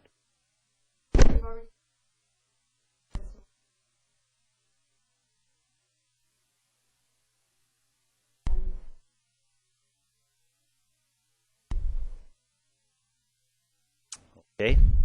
Did I hear somebody say question? You did. Okay. All in favor of the motion, which was to buy the roughly $75,000 gas vehicle? All in favor? Opposed? Defeated? Council? Councilor Ryan? Mr. Mayor, I would like to defer consideration of this. I don't know how much time our director needs to investigate it, but defer it to the January meeting. Okay, thank you, and get a better grip on the analysis of the propane aftermarket, which would give us a dual fuel vehicle, and investigate the warranties and get a better, a more precise figure as to what our possible costs would be for this propane-powered dual fuel. Mr. Remenko. I've heard what Councillor Ryan's looking for clarity from the administration. Is there anything else that Council wants information on so that we can bring it back? Okay, I'll get my seconder, which would be Councillor Rhodes. Anything else that Council is requesting? Councillor Rhodes. The option of purchasing a pure propane vehicle. Version, propane, factory, warranty, what about hybrid, or is that still on the table? I don't think so. We moved away from hybrid? Okay. So we're looking at the propane. Councillor Cromwell. Just one I'll bring out of left field that was sitting here thinking. Outfit in North Vancouver, the hydrogen-powered buses. Ballard Hydrogen. We're at the inquiry. I don't know that Gerald talked to them, but they do produce, and they are producing transit buses. Oh, every bus in Whistler is a hybrid. They got some of them in Penticton now. Do they? Yeah, they got some from Whistler. Okay. So, it's worth the inquiry too. Is hydrogen-powered one doing, and that would be the one thing I have. The other question I had was with regards to the grant. We don't get the extension. December 31st. We don't get the extension. We'll be scrambling. But I'm going with our director getting a verbal on the extension. Yeah, I'm hoping. Councillor Chadsey, Councillor Ryan. Moving on, folks. I just have one question. The original $75,000 that you budgeted for a new bus, that's still that budget amount is still satisfactory. You know that you can get a bus for $75,000. Okay. Yes. Thank you. Councillor, okay. Nothing further? All in favor? Opposed? Carried. Thank you. Long item there. Oh, gee, here's another member of our staff we normally don't see a lot of. Great to have you here, Mr. Zackel, doing a report on the tender for Stage 2, a starter berm. This would be our as we start expanding into a whole new area on the landfill. Mr. Zackel, please. That's correct, Mr. Mayor. Mayor and Council. Phase 1 of the landfill is just about to its completion. We're looking at in the early part of 2011 when that part is going to be completed. At this present time, our landfill operation and maintenance contract expires as of December 31st as well, and we're just going over the results of our latest request for proposals with respect to that. What we were trying to plan was to try to ensure that there was a seamless transition from Phase 1 to Phase 2 of the landfill. We wanted to get the Phase 2 of the area berm completed. This wasn't budgeted for in 2010, and what we've requested that we defer the fence project to 2011 so that we can get the Area 2 berm completed. Due to efficiencies from our operator, efficiencies of how we've been trying to divert materials to our landfill, we basically gained an extra couple years of landfill space up at our landfill. Through True Consulting's report, they had stated that we've got about approximately 20 years of life, phase 2. Well, from the directions that we've received from council previously and currently, it's always been the onus of trying to divert as much waste as possible, try to extend our landfill, improve our environment. We see some improvements, on an ongoing basis, seeing improvement in every respect of every contract that we're bringing forward, and hopefully there will be some in the RFP that was shortly as well. So basically, what we've got is we've received 5 quotes for this phase 2 berm. Our local contractor, Osoyoos Aggregates, was the lowest of the bidders at $39,088, including HST. Our recommendation is to proceed with awarding those. Okay. Thank you very much, Mr. Zackel. Council, please. Councillor Rhodes. I would like to move in that direction, accept the recommendation of Osoyoos Aggregates. Seconder, Councillor Ryan. Any further discussion? Councillor Rhodes. Well, thanks very much, Mr. Zackel, for getting those figures together for us. Pleasantly surprised to see the amount differential between hopefully the successful bidder and the next one in line. I can't do the math in my head, but it's several tens of thousands of dollars difference. That's always welcome. And really, at the end of the day, how nice is it to award a contract to yet again another local business who is involved in our community, employs people, and provides a service to this town. So very much speaking in favor of them. Councillor Chadsey. Thank you, Mr. Mayor. This is phase 2 of our landfill. How many phases do we have? From what I understand, we have the 2 phases. So in 20 years, at the rate we're going now, that will be the end of a landfill in the town of Osoyoos? That's correct. So that's where we need to working towards more efficiency, more diversion, waste diversions from landfill. That's what we're proposing. That's coming up is more source separation, ensuring that demolition waste isn't just going into the active phase. That's a component we built into the RFP, where our new landfill operator will take care of that. So more waste diversion, taking out the drywall gyprock. Mattresses, another thing, having a location for mattresses so that they can be basically broken down and the recyclables can be taken out. But in addition, it's also the education process, trying to ensure that our public is best. And even when they take the materials to the landfill, is separating the materials so that only the waste goes into the active rather than recyclable or reusable. I noticed that both the press were writing quite rapidly there, so I hope that they'll both get the message out that unless we do recycle and find alternate ways of reducing or not having waste, that we have 20 years. That's not very long. That's still actually within my lifetime. I know that the contract is out for the landfill operator, but I do notice that that we extended the life of phase 1 by 2 years. I would have to say primarily by their efficiencies. And so regardless of what happens in the future, I guess I'll take the opportunity to thank them for those extra 2 years. So. Absolutely, and that's why I wanted to state it in here is the efficiency of our operator at that landfill has definitely benefited our community, the way they do business. Great. Thanks, Mr. Zackel. Thanks, Chadsey. Councillor Cronmiller. I'm just going to go a little different direction. Councillor Chadsey said it well, so I don't need to repeat I think that's really important to realize, because I know when we talk about landfills, planning for them is just a major job, and probably should have started 5 years ago, kind of thing. It's just, yeah, what we're going to do in 20, I don't know, but we should keep that in the forefront.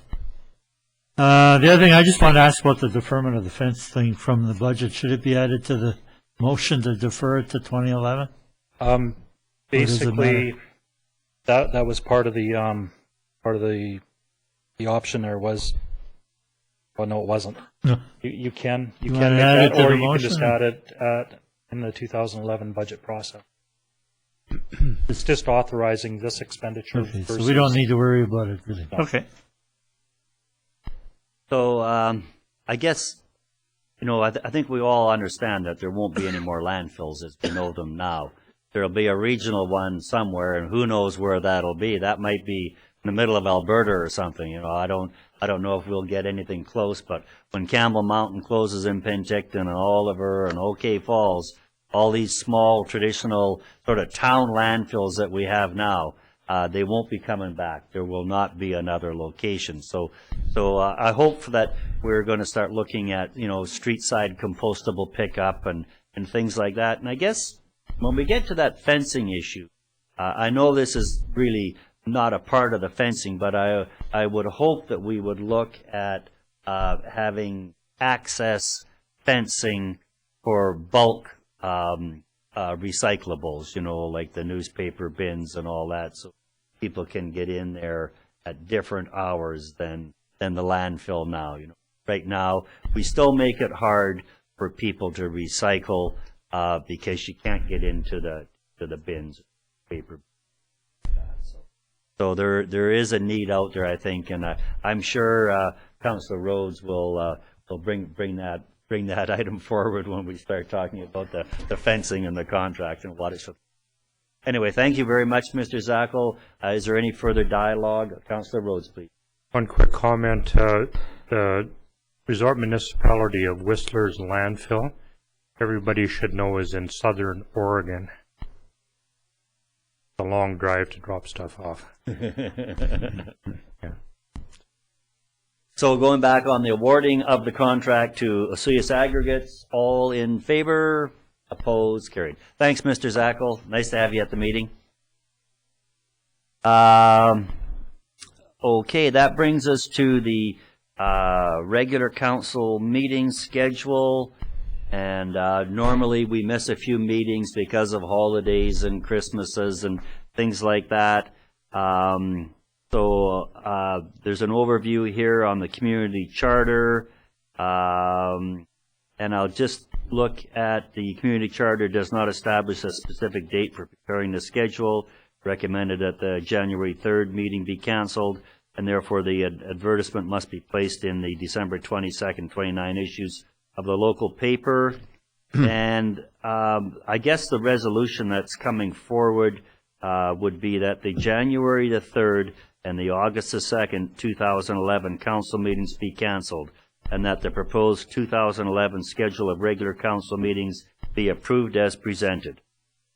So looking for that resolution, Councillor Ryan, Councillor Cronmiller. Pretty well, thank you, pretty well straightforward.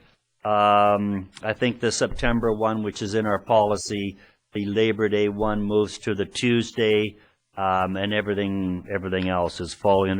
They are printed there as part of the agenda package. Any further comment? All in favor? Opposed? That has been approved. The next item is a report from council appointments. Each year, council makes appointments to various boards and committees. Well, under the procedure bylaw and community charter, council is required to appoint an acting mayor. And we can see the list there from December through to November. It's a rotating list of the 4 councillors that are acting as appointing mayor. And there are some options there. So there's also, should these be done all in one? Okay, so the options are to appoint Mayor Wells as the RDOS representative, with Councillor Chadzi as the alternate. Looking for that. Councillor Cronmiller Ryan, all in favor, opposed. Thank you. To appoint Councillor Ryan to the Okanagan Regional Library Board with Councillor Cronmiller as alternate. Councillor Chadzi, Councillor Rhodes, all in favor, opposed. Congratulations. And to make the following acting mayor appointments for 2010-2011, there is one error there from the previous page, and it's February instead of Ryan. That becomes Rhodes, and March becomes Ryan instead of Rhodes. They were just flipped over in that. So looking for that resolution, Councillor Chadzi Rhodes, all in favor, opposed, carried. That has done that, and then we go into reports and BC Transit. thank you. The late item there. We're looking at a resolution of support to BC Transit for an expanded temporary bus service on Fridays to Kelowna. Ms. Van Vienen, do you want to enhance that a bit? I believe there was a question about the airport, and I believe it is going to the airport. That's correct. The Osoyoos Baptist contacted that they run South Okanagan Society and have offered to do an additional run to Kelowna on Fridays for the month of December only to determine whether there is a need to continue with that. There will be no charge to the town of Osoyoos on that. They're just for support. I did check with BC Transit. This bus will go to the airport, and council had asked if they could survey what the purpose of the rides to Kelowna were, and they can do that for us. And after this has been completed, they will meet with us to let us know what the results were and determine whether they're for an additional run to Kelowna. Okay. Thank you. Anything further on that letter of support? Looking for a resolution. Councillor Cronmiller, Councillor Ryan, all in favor, opposed, carried. We will send that off. I think that'll be a good service. I kind of like when we can survey the folks and see where they're dropped off and what some of the purposes are, because there's a lot of medical reasons up there, and then the airport, and then of course there's some shopping up there too. Darn it all! But we want those folks to stay in town. Is that correct, Councillor Rhodes? Don't be rubbing it in. Okay, that brings up paying some bills, and we're looking at some cash requirements to the general fund of $380,078.99, and to the Sun Bowl of $27,976.70, and to receive the payroll accounts of $77,701.09. Is there any comments on that? Hearing none, these will be adopted by consensus. Bringing us to the building permit report for the month of November. This will be from the planning technician. I was quite excited when I saw this. There is a new house on there for $600,000. So that's a bonus. We've been always looking for new houses and some construction. Bringing the total for the month of $637,500. Total to date, $4,461,700, as opposed to 09, which was $7,968,427. So it's not the greatest, but it's not the worst either. So let's hope we're on the upswing and getting a few more houses and construction going in the town. Motion to receive, please. Councillor Cronmiller Ryan, all in favor. Opposed. That has been received. And moving to the CAO report, Mr. Romanko. Thank you, Mayor Wells. Just quickly going over some of the highlights of the various departments of the administration and some of the work they've been doing. Let's start in corporate services, who've been working on a very large freedom of information request. In fact, to the point that we did ask the privacy commissioner for relief on the matter. Unfortunately, from our perspective, that relief was denied, so that we will continue to pull together all the documentation that is being sought in this matter. Working also continues on the Good Neighbor bylaw, and also that bylaw staff have been dealing with a number of property disposal issues in regard to abandoned items and those remaining from unsightly premises. In terms of the finance department, a very large activity is we have been reviewing the tenders for waste collection services. 6 very complex proposals were submitted from companies right across Canada to supply not only our waste services for our community, but for the whole Okanagan Valley. And so we're just continuing in terms of reviewing those, and we'll be bringing those to council probably early in the new year, given that our contract ends at the end of 2011. Also, at the same time, the reviews have been going on for landfill operators, with that contract expiring very shortly. We'll be bringing that to council as well. In terms of the planning department, one key activity was that on November 29th, a productive meeting was held between members, between council, staff, and members of the Lake Recreational and Commercial Use Task Force and Area Director Mark Pendergraph. Staff provided a binder of background materials and overviewed the interjurisdictional powers and responsibilities of a foreshore and the lake. Discussion ensued on the issues of protecting swimming areas and allowing moorage in front of public lands. So that was a very important meeting in that particular area. Public Works, the Park Place Meridian landscaping is completed. All the road overlays that were planned were completed. Swan Crescent construction developers retaining wall is now completed, and the road work will occur in spring of 2011. And also the water metering project that council approved last meeting, the irrigation parks is complete, and the buildings are 80% complete.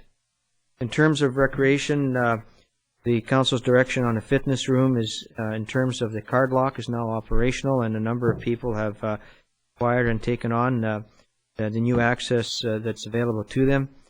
Staff have been working on the tenders for the windows for the replacement of Sonora Center, and they should be that should be coming out very, very shortly. And the Sun Bowl Arena is busy, and the Coyotes continue their winning ways. And also, just for information to the public, the Stick and Puck program will continue to be offered during the Christmas period. At Desert Park, we are finalizing discussions with legal counsel relative to bringing forward an option to council on the agreement between them and us on the site. In terms of community development, my congratulations to the group that headed up our Christmas tree decorating over at Inkaneep at the Spirit Ridge area there. Ron Doucette, Debbie Gagne, Jeanette Van Vanen, Jim Newman. I think they did an excellent job, and I encourage everybody to get out there and vote for our tree. Quite novel an activity there. And they continue to work on the sustainability planning project, and also the community granting program will be coming out next. Information on that will be coming out next week. In terms of myself, certainly the business planning and budgeting and organization and review meetings have been keeping me fairly busy here in the last couple of weeks.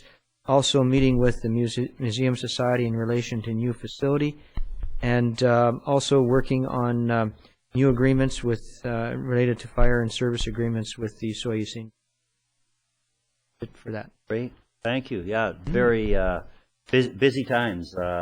You think, oh well, maybe things are going to slow down a bit, but I don't know what month that is anymore. It seems to have disappeared. Looking from the council reports, I have a list here that says Councillor Ryan. Hey, thank you, Mr. Mayor. Well, I first of all want to wish everybody a Merry Christmas and Happy Holidays.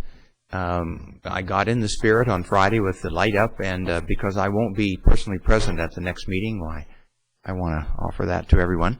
I said the last time I was going to talk a little bit about the sustainability for Communities conference of my fading into the past now, but it was about 3 weeks ago, I think.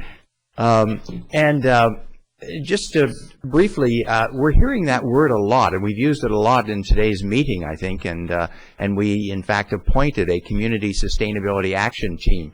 And as Mr. Newman said, you will be hearing from that group because they will be soliciting the views of the public. They'll be holding open houses and working toward a lot of very practical, hands-on things that we can all do.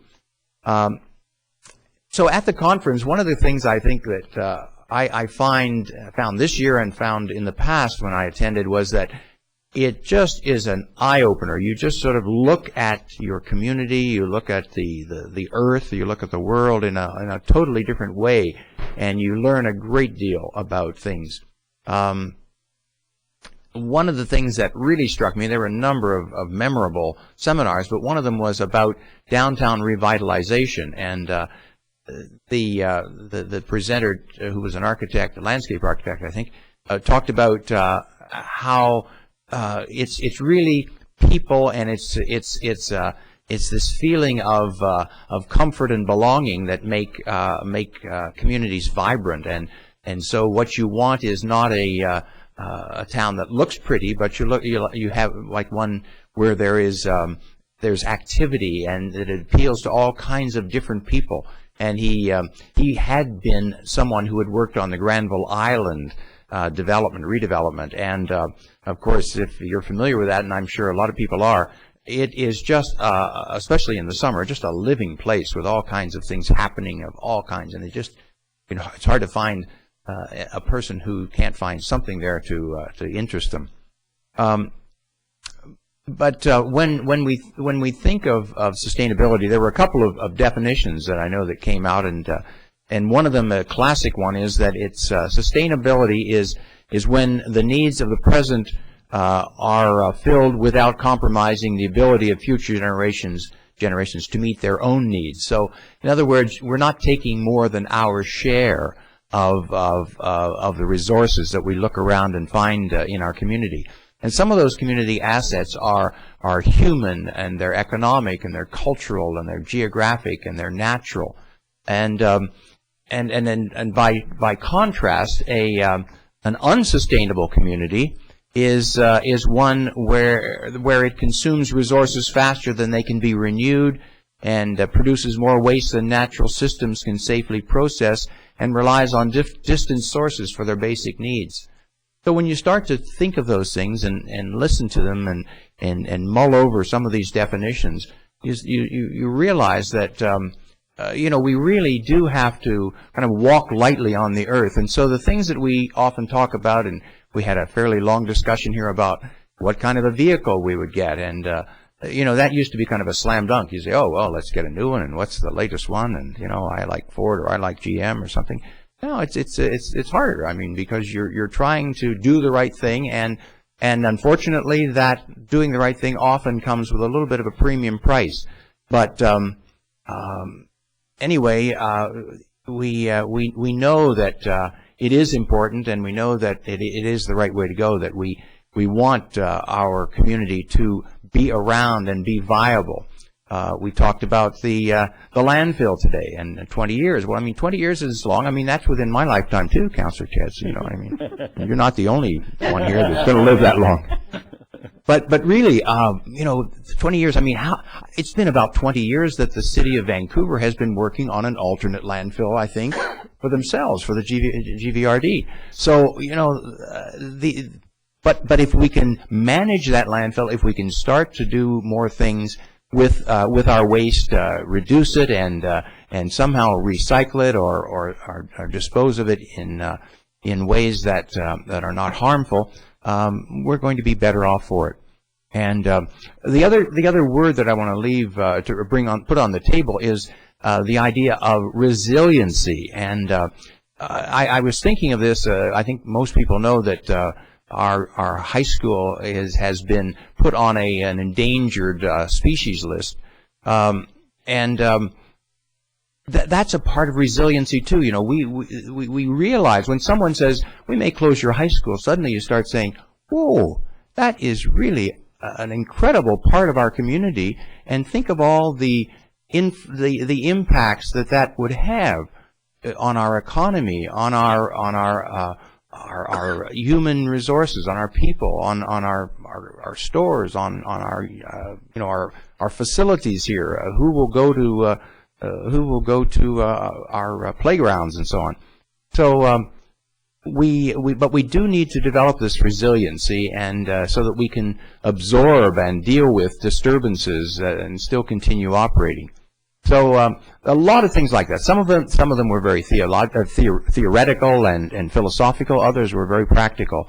And one of the practical things that may be seen in our community is this whole the whole question of what's called a district energy system. There talked a lot about various forms of energy and how it can be produced. And even landfills can be a source, after they're capped, of energy for either making heat or making electricity.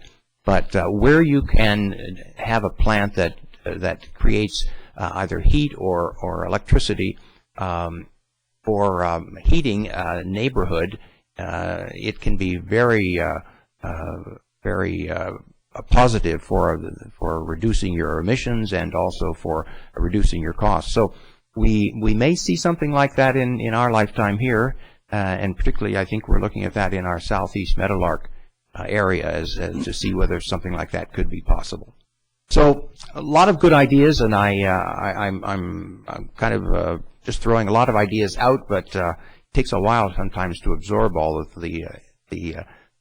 all the stimulation you get at a conference like that. But I hope that at least I can assure you that it was worth me going, and I think I can bring, if nothing else, a lot more energy and enthusiasm to the job. Great, thanks, Councillor. Councillor Cronmiller, please. Thank you, Mr. Mayor. Well, mine's a little shorter than that. I just have a few things, not very much this week. The Christmas light up, I want to thank my fellow councillors and the mayor for taking in my place. I think it's the first year that I haven't been involved in the parade since I came to Osoy, so it was a different evening, but unfortunately grandchildren called me away, so that's where I was, Vancouver, and babysitting, or grandchildren sitting, I guess.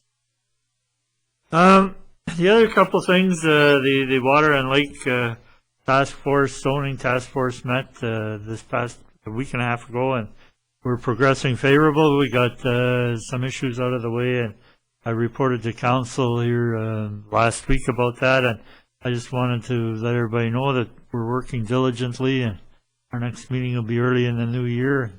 I think that task force will produce some terrific results as we go down that road. And I think the only other thing I wanted to comment on, of course, is the high school and how that will affect our community. I can see it's been a major impact already, and yet nothing's really happened other than to say it could close. And I certainly would want to stand up and be counted as one of those in opposition to that happening. I just can't fathom that idea at all in my mind, and certainly as an elected official, it's interesting to be the elected official dealing with a community event that I have no vote in as a councillor. This now goes to another elected board of elected officials, and they have to make those decisions, and now I have to bring a lot of pressure on them to make the decision that's appropriate for our community. And certainly I know as a council we've talked about it, and we will be working diligently to come up with strategies and ways and means that we can present a real positive approach and prevent this from happening in our community. And so I think we'll be working, and I know we're meeting on Wednesday to discuss some of those things. And that's my report. Thanks, Councillor Cronmiller. Councillor Chadsey. Thank you, Mr. Mayor. First of all, the light up was excellent. Special thanks to the Osoyoos Festival Society, to Santa Claus, the parade participants, our staff for decorating the streets so nice, to all the retailers who stayed open and served cookies and other things, to the Lions who served hot dogs and hot chocolate. It was really nice. And when I walked up to the parade staging, there was hardly anybody standing on the street. And when I came down in the parade, I was amazed at how many people were on the sidelines cheering us on. So I don't know where you all were. You were probably in the stores keeping warm. I just want to talk about a few things that are happening locally in the community. And our administrator, Barry, talked about the trees over in Inconeep. If anybody has the opportunity, go over to Inconeep and look at these trees. They're all decorated differently. Our tree, of course, is the best, and you're welcome to vote that way when you go over there. But I pulled out some things from the local paper that I want to talk about. There's the Christmas concert at the Mini Theater on Friday, 7 o'clock, and it is free. There is, of course, our own Christmas family night at Sonora Center, and that's happening on Wednesday, December the 8th, and that's for 2 hours from 6 till 8. That is free, although, you know, if they'd like you to bring something for the food bank. But there will be games and munchies and cake, indoor snowball fights. I'm not sure how they do that. But there are things that are going on in this community that don't cost anything. And we know that people go out into the community because our hockey team gets 400 participants every time there's a game on. So I really encourage you to take advantage of all of these things that are going on. Councillor Cronmiller mentioned the school closing, and it is, I know, on everybody's mind the possibility that the high school could close. We know that the board of directors for this school have decided not to address the issue until the new year. And what I'm going to say is that when in the new year there are going to be a lot of discussions around it. Council will be working very, very hard to support the school staying open. There will be a lot of opinions. There will be a lot of emotion. And I guess with just less than 3 weeks to Christmas, let's just kind of set it aside and let's enjoy Christmas. And then in the new year, we will all work together to save our high school. So, and that's my report. Thanks, Councillor Chadsey. Councillor Rose. Thank you, Mr. Mayor. Well, I'm not going to let you off the hook this week, and I'd like to start off by thanking Councillor Ryan for his sustainability comments. My initial reaction was to comment on that, but I think he covered it very well. So thank you, and I certainly share your enthusiasm and passion in that direction. And I want to take some time, as much as I can, to talk about a subject that I feel is very important at this time of year, and that's shopping locally. And before I start in that, I have to apologize in advance if I go into a coughing fit. You can consider that to be the end of my report. Destination Osoyoos last year estimated that Osoyoos residents spend over $32 million annually to buy the things that we need in life. Along with that statistic, there's a little bit of bad news that over half of that amount, approximately $16 million, is spent out of our community. And I wanted everybody to know that I'm a strong proponent of shopping locally, because I believe it's just the right thing to do. But occasionally, I slip across the line, hop up to Penticton, and sometimes I go to Kelowna to shop.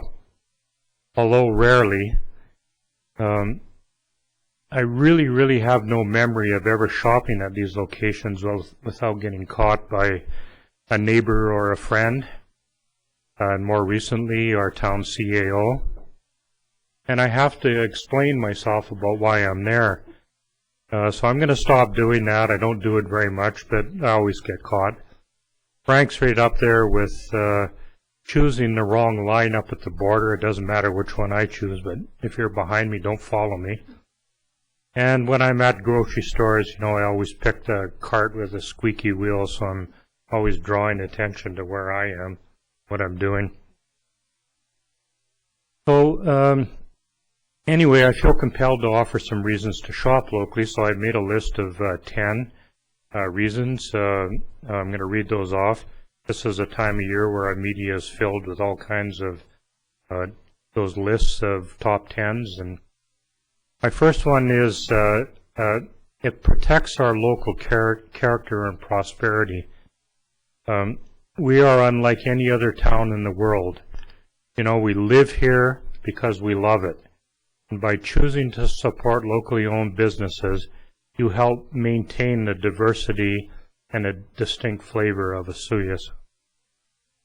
Number 2, community well-being.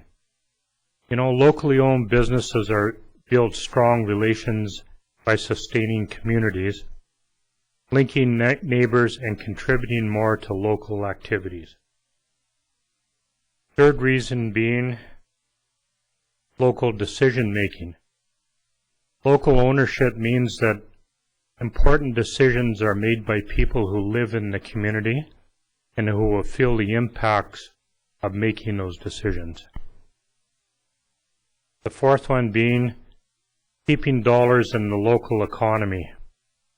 Your dollars spent in locally owned businesses have 3 times the impact on your community as dollars spent at national chains out of our community. When shopping locally, you simultaneously create jobs, fund more town activities through tax, invest in improvements to our town, and promote community development. Number 5, statement of the obvious, jobs and wages. Locally owned businesses create more jobs locally, and in some cases provide better wages and benefits than national chains and other businesses out of our community. Number 6, entrepreneurship. I'm having trouble with that word, so I won't repeat it very much. You know, it fuels our economy, innovation, and prosperity, and serves as a key means for families to move out of low-wage jobs and into better standards of living. 7th one being public benefit and costs. Local stores and town centers require comparatively little infrastructure and make more efficient use of public services relative to big box stores and strip shopping malls. Number 8 would be something that would be very important to me and dear to my heart, environmental sustainability.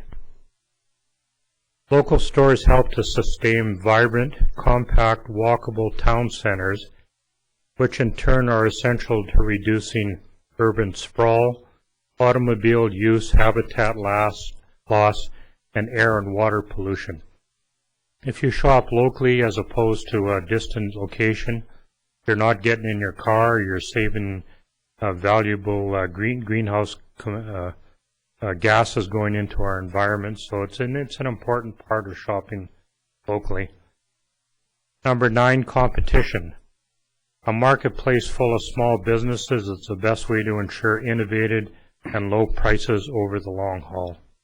And finally, number 10, product diversity. A multitude of small businesses, each selecting product based not on a national sales plan, but on their own interests and the needs of their local customers, guarantees a much broader range of product choices.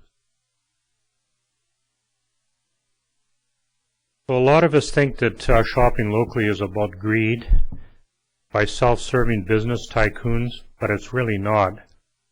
We all have friends and neighbors that are unemployed or laid off recently because, you know, their employer cannot afford to keep them through this time of year.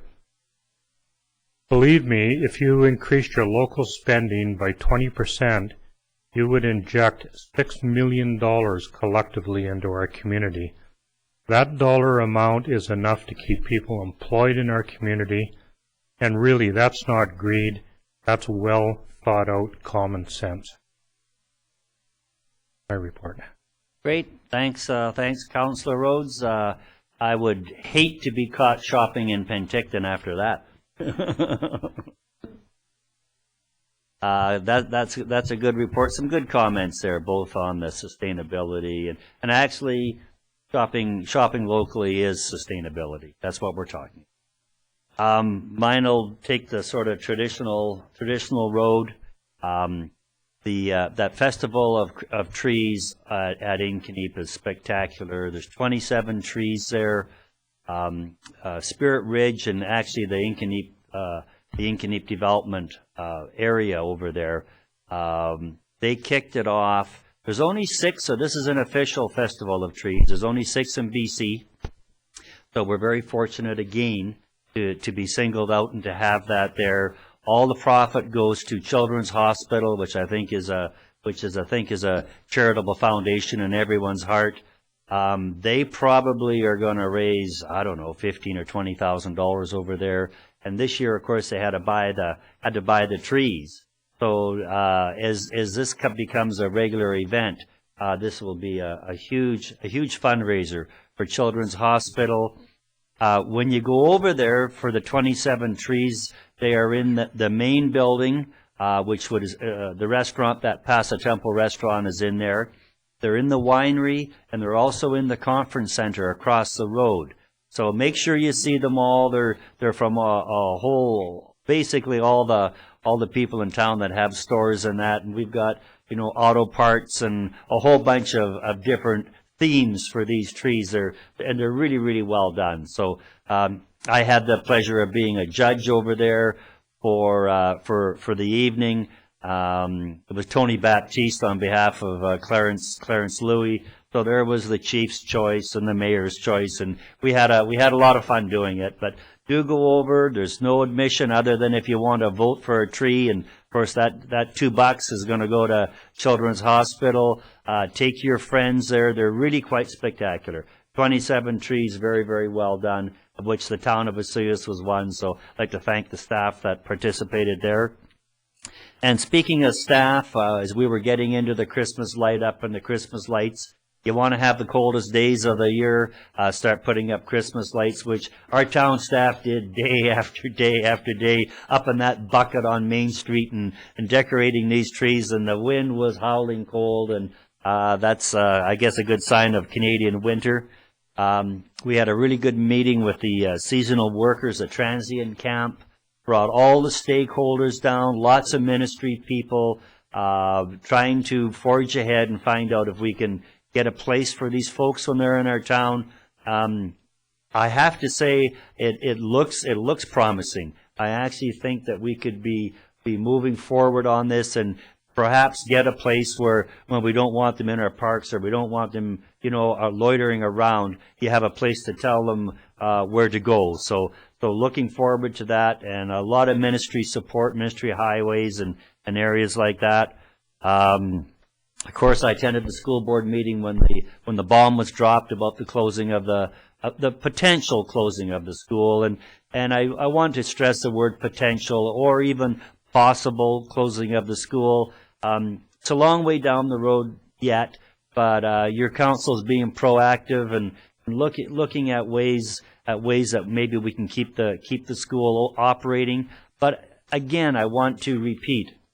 There hasn't been any decisions made yet. So it's hard to sort of have a passive role in this while we're trying to be proactive on behalf of the citizens. So it's sort of a back and forth as we go. But council is obviously interested in all your comments. And there's been a lot of dialogue on the street and a lot of people and emails and things like that. So we are well aware of what's going on, and we certainly are well aware of what it means to our community.